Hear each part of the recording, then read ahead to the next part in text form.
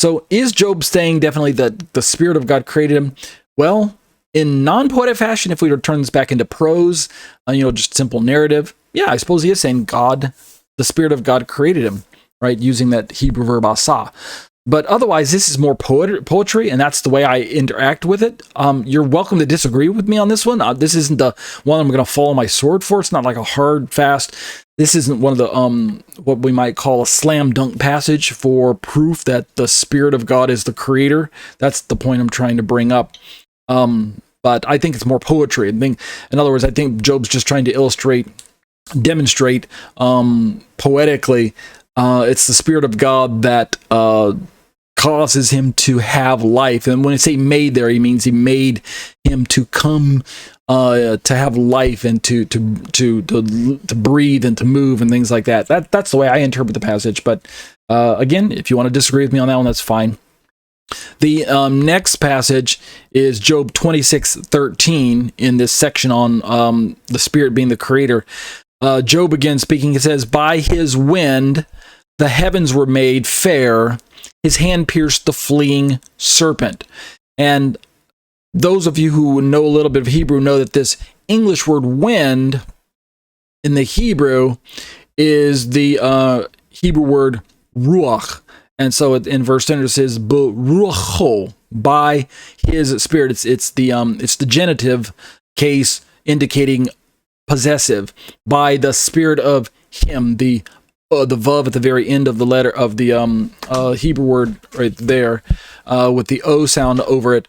This indicates the genitive, the possessive, by his Spirit, or by the Spirit of him, b'ruacho.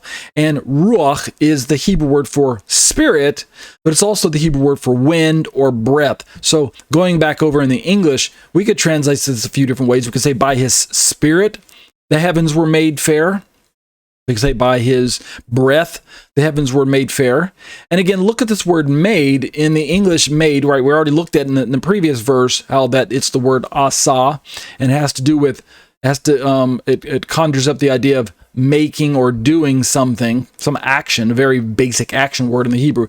But this time it's a different verb. This word shifra in the Hebrew here, it doesn't have to indicate making.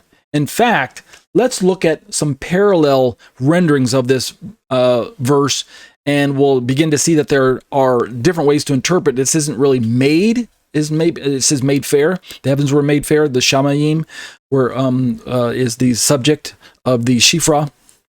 Let's take a look at some different translations, and you'll be able to begin to see this. So these are all different translations. Let me blow that up a little bit. There we go. Of Job 26:13. We have the all right. Try that again. There we go. We have the NIV. By his breath the skies became fair, his hand piercing the gliding serpent. Notice became. It doesn't say made. They became fair. The New Living Translation, his Spirit made the heavens beautiful. So we have the verb as made here, and the heavens are still the ones receiving the action of the verb.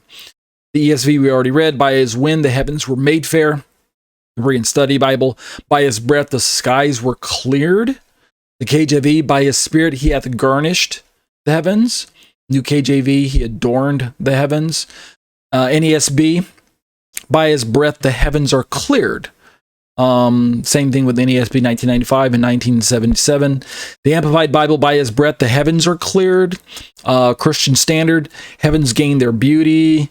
We can keep kind of scrolling down, and we can get the sense now that there are many different verb words that we could use for this word, the original word shifra that we saw, to describe the action taking place. In other words, the point I'm trying to emphasize is that it's not the generic asa word that we would normally find if we're talking about someone doing something, right? Performing a basic action.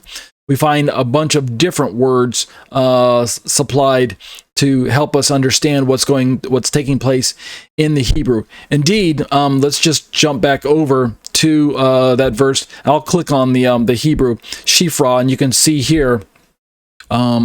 right here at Strong's number 8235, and it's Shifra. It's a noun, feminine. The root is Shifra is fairness or clearness of sky. I say noun here because we're talking about God doing something to us, to the heavens, or making them into a certain way. From the root word shafar, fairness, clearness of sky. He cleared the skies, right? He blew away the dust. By his breath, the sky becomes fair, becomes, right? So the whole point in bringing up this particular verse or verb is to show that this isn't really, again, a strong verse that shows that it's the Spirit creating anything. Right? It's not really even a creation worded passage, at least it's not in my opinion. It's more just a description. Again, it's poetic, but it's a description of God's Spirit beautifying things. He made things look very lovely. He cleaned up the sky. I mean, it was let's see, go back and look at the verse second here. By his when the heavens were made fair, his hand piercing the fleeing serpent. I mean, the fleeing serpent, what event is he even talking about? Is this a creation account? Doesn't seem like it.